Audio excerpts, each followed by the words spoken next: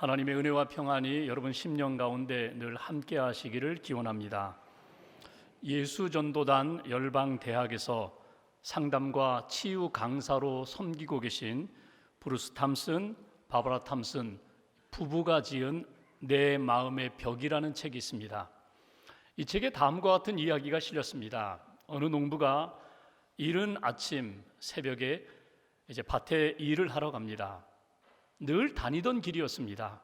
그날 아침에도 새벽 미명에 어둑어둑할 때에 길을 나섰지만 익숙한 길, 그 길을 이렇게 걷는 중에 갑자기 지금 자기가 혼자가 아니라는 느낌이 왔습니다.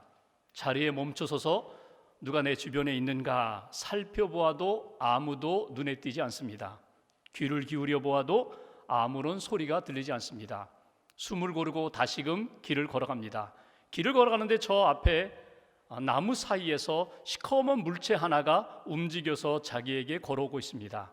자세히 살펴보았더니 삐쩍 마른 사자 한 마리가 자기를 잡아먹으러 어슬렁어슬렁 걸어오고 있는 것입니다. 뒤돌아서서 걸음아 날 살려라 도망을 갑니다. 사자는 농부를 잡아먹으려고 달려오고 농부는 잡아먹히지 않으려고 잡히지 않으려고 열심히 뛰어서 도망을 갑니다. 얼마나 열심히 뛰었는지 한참을 뛰다 뒤돌아보니까 사자가 그만 포기를 하고 사라져 버렸습니다. 살았구나. 다시금 또 밭에 가야 되는데, 농장에 가야 되는데 그 길로는 가고 싶지 않습니다. 그래서 다른 길을 선택합니다. 바위가 있고 나무들이 있는 구불구불한 그 길을 조심조심해서 걸어갑니다. 도망 오는 동안 해가 떴습니다. 날이 밝아서 이제는 그렇게 어둡지가 않습니다. 조심조심 걸어가고 있는 그때에 갑자기 앞에 시커먼 물체 하나가, 그림자가 눈앞에 띕니다. 고개를 들어보니까 곰 한 마리가 서서 팔을 휘젓고 있습니다. 잡아먹겠다는 것입니다. 아이고, 이게 웬일인가. 다시금 뒤돌아서서 도망을 갑니다. 그런데 안타까운 것은 먼저 열심히 뛰어서 이제 에너지가 많이 떨어졌습니다. 그래도 살아야겠기에 그는 이렇게 바위며 나무며 그런 물체들을 이용해서 열심히 피하여 도망을 갑니다. 마침내 집에 도망왔습니다. 문을 걸어 잠그고 이제는 살았다. 곰이 문을 두드리고 벽을 치면서 잡아먹으려 했지만 잡아먹을 수가 없습니다. 포기하고 곰은 숲속으로 사라지고 이제 이 농부는 살았습니다. 살았다. 온 몸이 땀으로 범벅이 되었습니다. 자기가 앉아서 그 벽에다가 등을 기대고 손을 벌리고서 이렇게 이제 사는 거야, 이제 안심이야 하는 그 순간 한쪽 손끝이 따끔합니다. 보니까 벽에 난 구멍에서 뱀이 나와 손을 물었습니다. 온 몸에 독이 번지기 시작합니다. 몸이 마비가 옵니다. 호흡이 곤란해집니다. 빨리 해독제로 처리되어야, 치료받아야 이제 살 수 있는 그런 순간이 왔다는 것입니다. 이 이야기는 구약성경 아모스 15장 19절에 있는 말씀을 가지고 쉽게 풀어서 설명한 내용입니다. 여러분, 우리 인생에, 또 우리 공동체에, 우리 역사에 사자가 나타날 때가 있었습니다. 곰도 나타날 때가 있었습니다. 뱀도 슬며시 나타날 때가 있었습니다. 사자와 곰이 무엇일까요?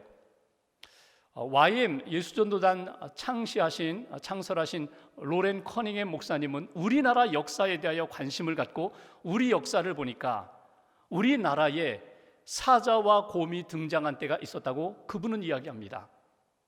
반만년의 역사 가운데 3,000번이 넘는 외침을 받았어요. 그것이 사자라면 곰은 무엇일까요? 일제강점기, 6.25의 큰 전쟁, 그것이 어찌 보면 우리나라 역사의 곰의 그 침입이었을 것입니다. 여러분, 뱀은 무엇일까요? 뱀에 대하여 여러 학자들이 이야기하는데 저는 이 이론에 대하여 참 좋아합니다. 그것은 뱀은 문화다. 문화. 세상의 문화다. 하나님 없는 문화다. 나도 모르게 이미 물들여진, 이미 물린 줄도 모르고 온 몸에 독이 번져가는데 그것도 모르고 나는 평안하게 산다고 살아가는 그런 인생들, 그런 교인들, 그런 모습이 아닐까. 여러분들 여러분의 평안을 빼앗는 것은 무엇입니까? 여러분들 인생에 나타난 사자는 무엇이며 곰은 무엇입니까? 슬며시 사자도 피했는데 곰도 피했는데 안전지대라고 생각했던 그 집안에서 그만 소리 없이 다가와 물어버린, 나를 물어서 그냥 독이 번지게 했던 그 뱀은 무엇입니까? 여러분들의 평안을 빼앗은 것은 무엇이고 여러분들은 그 불안 가운데, 두려움 가운데 어떻게 다시금 평안을 찾으시겠습니까? 오늘 예수님은 불안과 두려움 가운데 있는 제자들에게 복음을 전하십니다. 이렇게 말씀해 주십니다. 평안을 너희에게 끼치노니 곧 나의 평안을 너희에게 주노라. 나의 평안을 너희에게 주노라. 여러분, 이 평안, 예수님이 주시는 평안은 어떤 평안인가? 이 평안을 우리가 어떻게 얻을 수가 있는가? 그리고 이 평안 가운데 하나님 앞에서 우리는 어떤 승리의 삶을 살아야 되는가? 먼저 27절 말씀을 다시 한번 읽겠습니다. 27절 한 절을 같이 봉독합니다. 평안을 너희에게 끼치노니 곧 나의 평안을 너희에게 주노라. 내가 너희에게 주는 것은 세상이 주는 것과 같지 아니하니라. 너희는 마음에 근심하지도 말고 두려워하지도 말라. 아멘. 예수님이 제자들에게 오늘 저와 여러분들에게 이렇게 말씀하십니다. 너희는 마음에 근심하지도 말고 두려워하지도 말라. 여러분, 이 얘기가 무엇입니까? 끊임없이 우리 마음 가운데, 우리의 삶 가운데 사자가 오고 곰이 오고 뱀이 오는 그런 근심, 염려, 불안, 두려움이 끊임없이 일어난다는 것입니다. 그런 상황 가운데 예수님이 말씀하십니다. 나의 평안을 너희에게 주노라. 내가 주는 평안, 세상이 주는 평안과 다르다. 나의 평안을 사모하라고 우리에게 말씀하십니다. 첫 번째 우리에게 주시는 말씀, 예수님의 평안을 사모하십시오. 세상이 주는 편안함이나 세상이 주는 평안함이 아니라 오직 예수님을 통하여 얻을 수 있는 그 평안을 사모하라는 것입니다. 여기 평안이 무엇입니까? 구약에서는 샬롬이라고 하고 신약에서는 헬라어로 에이레네라고 표현되어 있습니다. 이 샬롬의 평안, 하나님이 주시는 평안, 예수님의 평안은 여러분 단지 마음이 평안해, 정신적으로 평강해 그 정도가 아닙니다. 이건 하나님이 우리에게 주시는 영적인 평안으로부터 시작됩니다. 죄의 용서를 받고 죄와 죽음의 문제를 극복한 해결함으로 얻어지는 평강이, 그것이 하나님이 우리에게 주시는 평안이고 예수님이 우리에게 약속하신 평안입니다. 여러분, 이 평안은 하나님을 통하여 하늘로부터 우리가 얻은 평안이지만 이 평안으로 가득 찰 때에 용서 못할 사람이 없습니다. 사랑하지 못할 사람이 없습니다. 누구든지 만나도 환영합니다. 그러니까 사람들과의 관계도 어렵지가 않습니다. 화목합니다. 어떤 어려운 직장, 어떤 상황 가운데 우리가 들어갈지라도 주님이 주시는 평안으로 가득할 때에 우리는 모든 문제를 다 소화할 수 있고 감당할 수 있다는 것입니다. 예수님이 주시는 이 평강. 그런데 예수님은 이렇게 말씀하세요. 내가 주는 평안은 세상이 주는 것과 같지 않다. 한번 비교해 볼까요? 세상이 주는 평안은 무엇입니까? 조건적입니다. 외부로부터 들어오는 평안입니다. 그러니까 돈이 없을 때는 돈이 들어와야 되고 그래야 평안하고, 내가 힘이 없을 때에는 어떤 힘을, 지위를 얻어야 평안하고, 건강이 약해졌을 때에는 건강이 회복될 때에만 평안을 얻습니다. 그러나 하나님이 주시는, 예수님이 약속하신 평안은 무엇입니까? 예수님과의 관계, 믿음의 관계가 이루어지고 하나님을 아버지라고 부르고 구원받은 자녀로서 영적인 관계가 이루어졌을 때 그 안에서 누리는 하늘로부터 부어주시는 평안입니다. 조건적인 평안이 아니라 이건 믿음으로 얻어지는 평안이라는 것입니다. 세상이 주는 평안은 반드시 결과와 그에 따른 성취에 의존합니다. 그러니까 무엇을 이루어야지, 어떤 프로젝트를 할 때에 그것이 완성될 때까지는 평안이 없습니다. 그 과정에는 늘 불안하고 두려운 데에 또 무엇을 얻고자 합니다. 갖고 싶어요. 이것이 내 손에 들어올 때까지는 평안이 없어요. 들어온 다음에 그 결과로 평안을 얻습니다. 그런데 예수님이 주시는 평안은 약속으로 인하여 우리에게 얻어지는, 은혜로 인하여 얻어지는 평안이기 때문에 내 앞에, 내 안에 아직도 실현되지 않았어도 믿음 안에서, 은혜 안에서 주님이 이미 우리에게 부어주신 은혜 안에 감사하면서 얻을 수 있는 평안입니다. 세상의 평안은 눈에 보이는 것 의존합니다. 눈에 보이는 것 따라서 우리가 불안하기도 하고 평안하지만 하나님이 주시는, 예수님이 주시는 평안은 말씀에, 믿음에 근거하여 말씀을 붙잡고 달려가는 평안이라는 것입니다. 여러분 한번 생각해 보십시오. 지난 한 주간 동안 여러분은 무엇 때문에 불안했습니까? 무엇으로 인하여 평안을 잃어버렸습니까? 현대인들이 불안한 요인이 크게 네 가지입니다. 첫째는 죽을까 봐 불안합니다. 몸이 조금 아프면 이 병에 걸려 죽을까 봐, 자동차를 운전하면서 사고 나서 죽을까 봐, 항상 죽을까 봐 불안합니다. 또 하나 불안은 무엇입니까? 그것은 실패할까 봐, 잃어버릴까 봐, 사업에 실패할까 봐, 내가 가지고 있는 재산 잃어버릴까 봐, 그래서 불안합니다. 또 세 번째는 인간 관계가 깨어질까 봐, 부부 관계에 금이 가고 깨어질까 봐, 사랑하는 교우들과의 관계 속에서 혹시라도 오해가 생겨서 틀어지고 깨어질까 봐, 내가 그렇게 의지하고 따랐던 내 친구, 우리의 30년 우정이 깨어질까 봐, 인간관계가 깨어질까 봐 늘 불안해합니다. 또 하나의 불안이 있어요. 죄를 지었어요. 그런데 그 죄가 내 안에 벌로 다가올까 봐, 죄 지은 것에 대하여 하나님이 심판하실까 봐 늘 불안해요. 여러분, 우리의 불안 요소는 우리 삶 속에 너무너무 많아요. 그런데 중요한 것은 예수님의 평안이 우리 안에 가득 차 있으면 어떤 상황과 어떤 혼란과 어떤 불안도 극복할 수 있다는 거예요. 그래서 오늘 예수님이 말씀하십니다. 나의 평안을 너희에게 주노라. 나의 평안을 사모하라. 세상에 주는 조건적인 그런 인간적인 눈에 보이는 편안함과 평안함이 아니라 하늘로부터 부어주신 영적인 평안을 사모하라고. 평안이라는 단어가 헬라어로 에이레네라고 되어 있어요. 근데 이 에이레네라는 단어가 어원을 보면은 결합하다, 연결된다라는 말과 뜻이 상통합니다.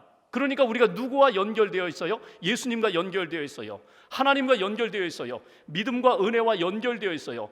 이 연결고리가 끊어지면 불안한 거예요. 하나님이 내게서 떠났다고 생각하면 불안한 거예요.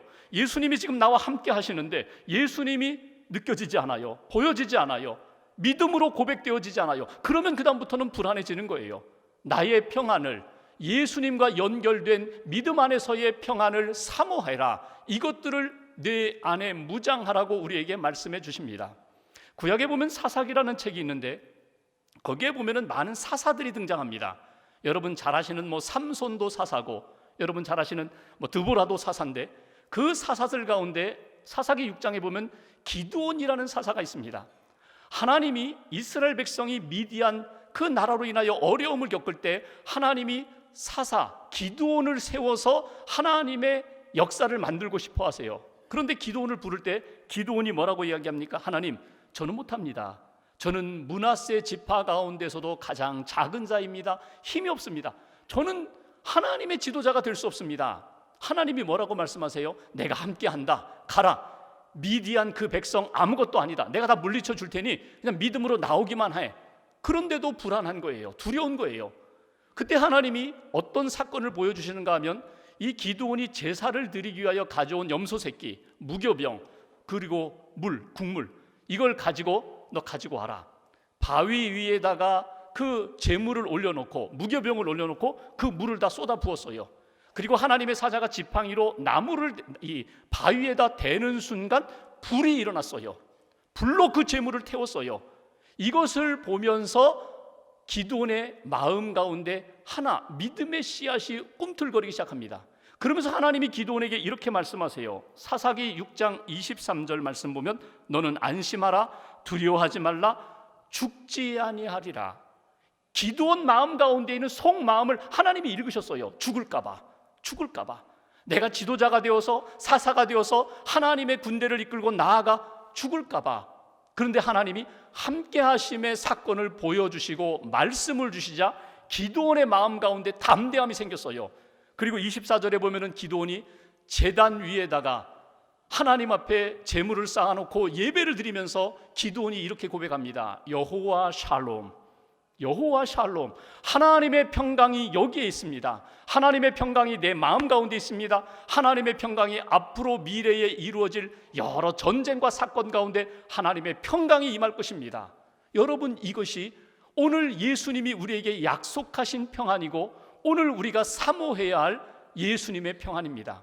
저와 여러분들이 이 평안을 사모하시면 좋겠어요. 주님의 평안, 주님과의 관계 속에서 우리에게 허락하신 그 평안을 우리에게 주옵소서. 다시 한번 믿음으로 고백하는 저와 여러분 되시기를 주님의 이름으로 기원합니다. 26절 말씀 보십시오. 26절 같이 봉독합니다. 보혜사 곧 아버지께서 내 이름으로 보내실 성령, 그가 너희에게 모든 것을 가르치고 내가 너희에게 말한 모든 것을 생각나게 하리라. 아멘. 보혜사 성령님을 너희에게 보내주겠다고 약속하셨는데 그 보혜사 성령님을 의지하라고 말씀하십니다. 나의 평안을 너희에게 주노니 그 평안을 얻는 과정 가운데 내 힘과 내 생각과 감정이 아니라 성령님의 생각, 성령님의 힘을 의지하라는 거예요. 그 성령님이 하시는 역사 반드시 평안의 역사로 인도해 주시리라. 그래서 오늘 두 번째 주시는 메시지, 여러분 평안을 얻고 싶으세요?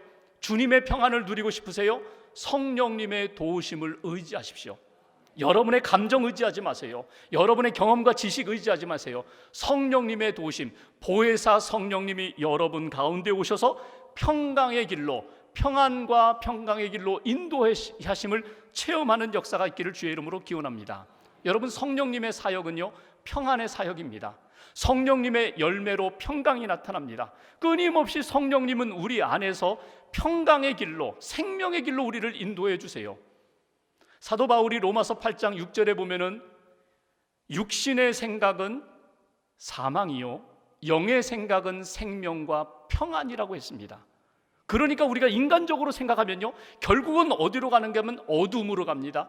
죄악의 길로 갑니다. 죽음의 길로 갑니다. 그런데 성령님의 생각으로 무장하면 우리의 길은요, 생명의 길로 갑니다. 그리고 평강의 길로 인도해 주신다고, 성령님의 도우심을 끊임없이 받으라고. 구체적으로 오늘 이렇게 말씀하시죠. 성령님이 너희에게 가르쳐 주시리라.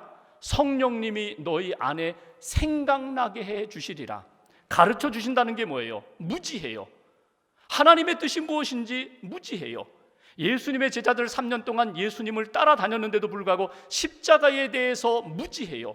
그러니까 예수님이 십자가를 지겠다고 하니까 안 됩니다, 못합니다. 두려워요, 불안해요.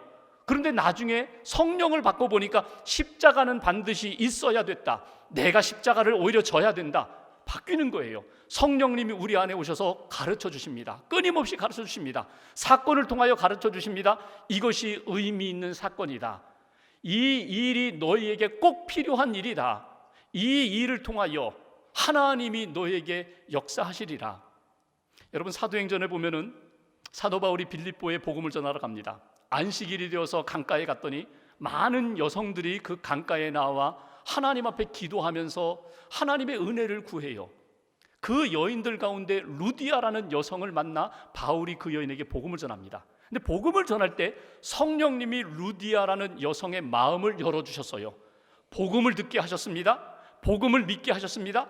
예수님의 이름으로 그 자리에서 세례를 받습니다. 그리고 사도 바울 일행을 자기 집으로 데려갑니다. 그리고 이렇게 얘기합니다. 이 집을 교회로 사용하세요.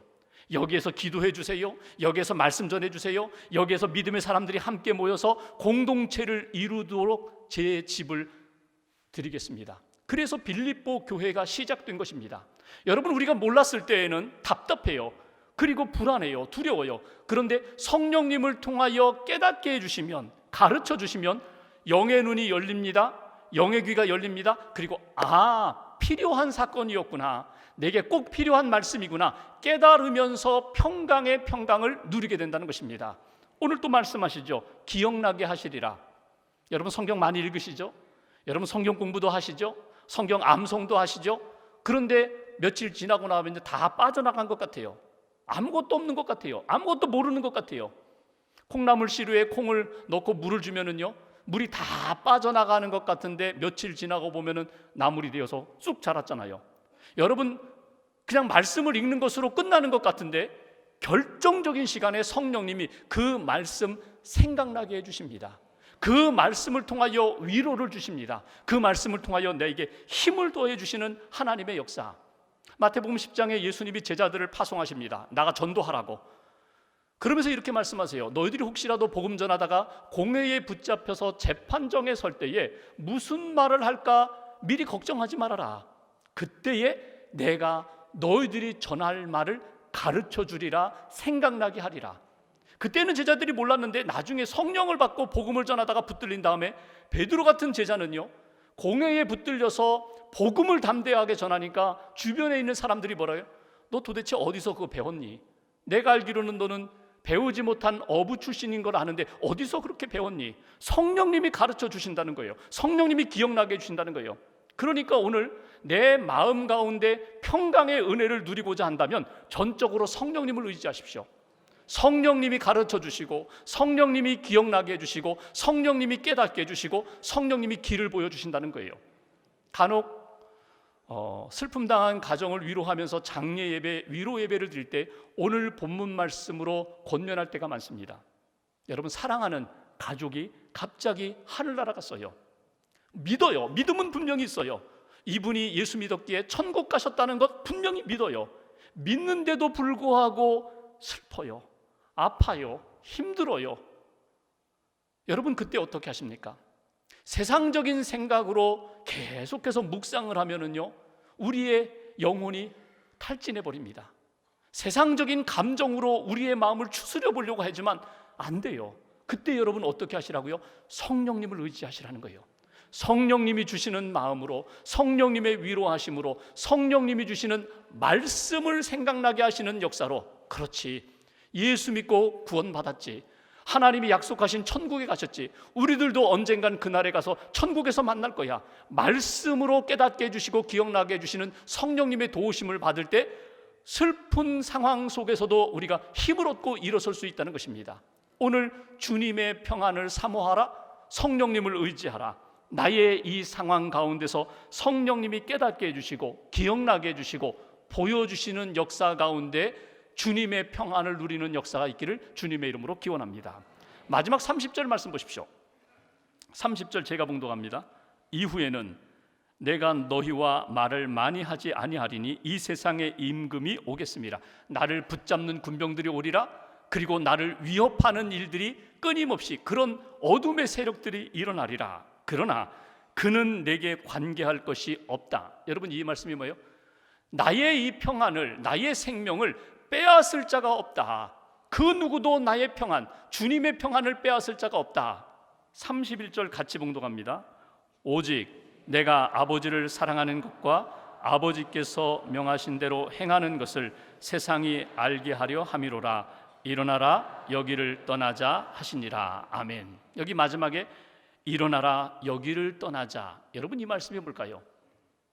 예수님이 제자들에게 그렇게 불안과 두려움과 어둠의 자리에 주저앉아 있지 말고 평안을 누려라. 내가 주는 평안을 받아라. 그리고 평안을 받고 평안을, 주님의 평안으로 그냥 마음의 평안만 누리고 소극적으로 앉아 있지 말고 십자가를 향하여, 하나님의 뜻을 위하여, 하나님의 영광을 위하여 일어나서 나아가자. 하나님의 뜻이 무엇인지 알았다면 하나님이 나와 동행하실 텐데, 더 큰 하나님의 역사로 우리를 이끄실 텐데 믿음으로 나아가자. 이것이 평강의 길이고 이것이 평안을 얻은 자의 삶의 모습이라고. 세 번째로 우리에게 주시는 메시지, 하나님을 사랑하고 내게 주신 말씀에 순종하는 그 길로 걸어가십시오. 이것이 오늘 우리에게 주시는 메시지예요. 여러분, 분명히 평안이 무엇인지 가르쳐 주셨습니다. 성령님을 의지하라고 하셨습니다. 그러면 소극적으로 앉아서 나는 이제 평안해, 나는 이제 감사해, 나는 이제 문제없어, 그렇게 앉아있는 인생이 아니라 어떻게 하라고요? 어둠의 세력과 싸워서 이겨나가시라는 거예요. 한 번 평안함으로 끝나는 것이 아니라 끊임없이 우는 사자와 같이 우리를 삼키려고 하는 세력에 대하여 믿음의 방패를 들고 말씀의 검을 들고 나가 싸울 때에 오늘 하나님이 주시는 진정한 평안을 누릴 수가 있다고. 여러분, 우리 개인과 가정과 교회를 보면은요, 오늘은 평안했는데 내일 위협받는 일이 얼마나 많은지 몰라요. 우리를 넘어뜨리려고 하는 어둠의 세력들, 우리 가정을 깨뜨리고 우리 공동체를 흔들고 믿음의 사람들, 아름다운 공동체 안에 여러분, 에덴 동산에서 뱀이 와서 하와에게 계속 유혹했던 것처럼 그렇게 유혹하는 일들이 얼마나 많은지 몰라요. 어떻게 하시라고요? 오늘 예수님이 일어나서 나가 싸우자. 일어나서 하나님의 뜻에 순종하며 나아가자. 이것이 오늘 우리에게 주시는 메시지입니다. 믿음의 조상 아브라함이 100세에 얻은 아들 이삭, 10년이 지나고 20년이 지났어요. 청년으로 성장하는 그때에 하나님이 어느 날 아브라함에게 말씀하십니다. 내 아들 독자 이삭, 내가 사랑하는 그 아들을 나에게 번제물로 바치라고, 모리아 산에 가서 바치라고. 아브라함이 순종합니다. 그 순종하면서 아들과 함께 갈 때 아들이 이런 이야기를 하죠. 아버지, 불과 나무는 있는데 번제할 어린 양은 어디 있습니까? 하나님이 준비하신다. 하나님이 준비하신다. 그리고 모리아 산에 올라가서 그 나무 제단을 쌓아놓고 아들에게 이렇게 이야기합니다. 이건 전승입니다. 사랑하는 아들아, 이삭아, 내가 너를 사랑하는 줄 알지? 내가 너를 얼마나 사랑하는 줄 아느냐? 아들이 이야기합니다. 아버지의 목숨보다 저를 더 사랑하는 줄 제가 압니다. 그래? 그렇다면 지금부터 내가 하는 말은 내가 너를 사랑해서 하는 말이다. 여기 누워라. 하나님이 너를 번제로 원하신다. 번제물로 바치라고 하신다. 근데 이때에 이삭이 아버지를 향하여 아버지, 역시 아버지 나이가 많이 드셨네요. 이런 얘기 하지 않았어요. 그냥 아무 말 없이 번제단에 올라갔어요.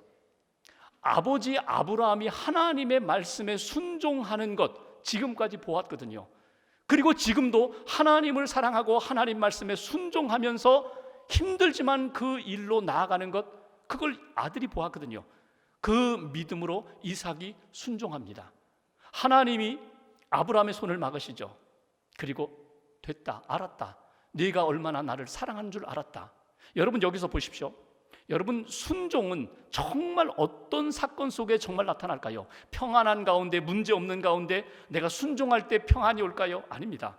어려운 일, 감당하기 어려운 십자가, 가기 어려운 그 길에 믿음으로 순종하며 나아갈 때 진짜 평안을 만날 수가 있어요. 하나님의 평안을 만날 수가 있어요. 여러분 순종한다는 것은 나에게 명령하신 그분이 책임지신다는 겁니다. 내가 믿음으로 순종할 때 그분이 책임지시고, 내가 맡기고 위탁할 때 그분이 내가 감당할 수 없는 문제까지도 다 담당하시고 해결해 주신다는 역사를 우리가 체험하면서 참된 평안을 우리가 누리게 된다는 것입니다. 오늘 이 평안을 하나님 사랑하면서 말씀에 순종하면서 너희가 누리기를 원한다. 이것이 예수님이 제자들에게, 저와 여러분들에게 주신 하나님의 말씀입니다. 시카고에 스패포드라는 분이 있었어요. 변호사입니다. 사업가입니다. 근데 이분이 시카고 대화재 때에 모든 것을 잃어버렸어요. 건물도 잃어버리고 집도 잃어버리고 화재로. 너무나 힘들어서 가족이 유럽으로 위로 여행을 떠납니다. 그런데 처리할 것이 있으니까 내가 며칠 뒤에 가리라. 그리고 아내와 네 자녀를 배를 태워서 영국으로 보냈습니다.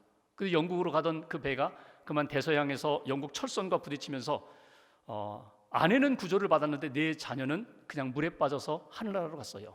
뒤늦게 이 소식을 영국에 도착한 아내가 전보로 붙여왔습니다. 이렇게 됐다고, 당신 오라고. 그래서 스패포드가 아내가 있는 영국으로 이제 갑니다. 배를 타고 가는데 이 상황을 알고 있는 선장이 스패포드에게 이런 이야기를 합니다. 이제 조금 있으면 당신 자녀들이 물에 빠진 그곳을 지나가게 될 것입니다. 기도하라는 거예요. 이 방으로 돌아왔는데 너무 힘들어요. 아주 캄캄해요. 그런데 그 캄캄하면서 울며 부르짖는 가운데 하나님이 별빛을 비춰주셨습니다. 그리고 마음 가운데 신비한 평안의 빛으로 이렇게 비춰주셨어요. 그때 생각나는 말씀이 딱 하나가 있었습니다. 로마서 8장 28절의 말씀. 우리가 알거니와 하나님을 사랑하는 자 곧 그 뜻대로 부르심을 입은 자들에게는 모든 것이 합력하여 선을 이룬다. 여러분 이 말씀은 늘 알고 있었던 말씀이에요. 그런데 이 상황 가운데 하나님이 이 스패포드 마음 가운데 말씀이 기억나게 해주신 거예요. 우리가 알거니와 우리가 믿거니와 하나님을 사랑하는 자, 하나님의 사랑받는 자는 모든 것이 합력하여 선을 이룬다. 지금 당장의 생각으로는 슬픔과 아픔뿐인데 하나님은 그날에 온전하게 우리의 삶을 깨닫게 해주시리라. 온전한 길로 인도해 주시리라. 선한 역사로 만들어 주시리라. 하나님이 주시는 말씀으로 위로를 받고 그가 쓴 찬송시가 우리가 잘 알고 있는 내 평생에 가는 길 순탄하여 늘 잔잔한 강 같든지 큰 풍파로 무섭고 어렵든지 나의 영혼은 늘 편하다. 내 영혼 평안해, 내 영혼 평안해. 413장 찬송입니다. 여러분, 우리 인생 가운데 내가 평안을 얻었는데 그 평안이 그 다음 날 세상이 몰려오는 세상의 임금과 세력에 의해서 한순간의 평안을 잃어버리기가 쉬워요. 그래서 여러분 어떻게 하시라고요? 날마다 성령님을 의지하셔야 되고, 날마다 성령님이 주시는 마음과 말씀으로 무장하셔야 되고, 그리고 힘들고 어렵더라도 주님 사랑하며 주님 말씀에 순종하며 나아갈 때 진짜 우리에게 주시는 참된 평강의 사람으로 나아갈 수 있다는 것입니다. 말씀을 마무리하면서 예수님은 모든 사람들에게 평강 주시기를 원하십니다. 평강을 약속하셨습니다. 오늘 우리가 성령님 의지하며 기도하며 또 주님 앞에 믿음으로 고백하며 하나님만이 주실 수 있는 참된 평강으로 다시 한번 무장하시고, 한 주간 동안 주님 사랑합니다, 주님 말씀에 순종합니다, 그 삶의 현장 가운데 어렵고 힘들 때에 주님 사랑하며 순종하며 참된 평강으로 승리하는 저와 여러분 되시기를 주님의 이름으로 기원합니다.